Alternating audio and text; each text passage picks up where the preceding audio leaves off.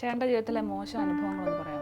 മോശം അനുഭവം എന്ന് പറഞ്ഞാൽ എന്താ പറയുക, നമ്മളിപ്പോൾ അങ്ങനെയൊക്കെ പറഞ്ഞപ്പോൾ എന്താ പറയുക, പെങ്ങളുടെ കല്യാണത്തിന് ഇറക്കി വിട്ടിട്ടുണ്ട്, ആരൊന്നും എടുത്ത് പറയല്ല, ഹോട്ടലിൽ നിന്ന് ഇറക്കി വിട്ടിട്ടുണ്ട്, ആട്ട് ഓടിച്ചിട്ടുണ്ട്, മുഖത്ത് കാർക്കി ചൂപ്പിയിട്ടുണ്ട്. ഇത് അങ്ങേറ്റ പോലെ പല സാഹചര്യങ്ങളും അതുണ്ടാവുന്നേ. അതൊക്കെ പറഞ്ഞപ്പോൾ എന്താ പറയുക, ഇപ്പോഴത്തെ മാനസികാവസ്ഥയിൽ ഇതൊക്കെ മറന്നു പോണ കാര്യങ്ങളൊക്കെ നമ്മൾ. അത് ഓരോരുത്തരുടെ വിശ്വാസമാണ്. ചിലവരാ ഇത് അത് ഈ തൊഴിൽ ചെയ്യുന്നോണ്ടാണോ? കാരണം ഞാൻ ഒരാളെ തുപ്പുക എന്ന് പറഞ്ഞാൽ പല കാര്യങ്ങളുണ്ടാവും, അതുകൊണ്ടാവും. കാരണം അവർക്ക് അറപ്പ് വന്നവരാ സ്വാഭാവികമായിട്ട് നിലത്ത് തുപ്പും.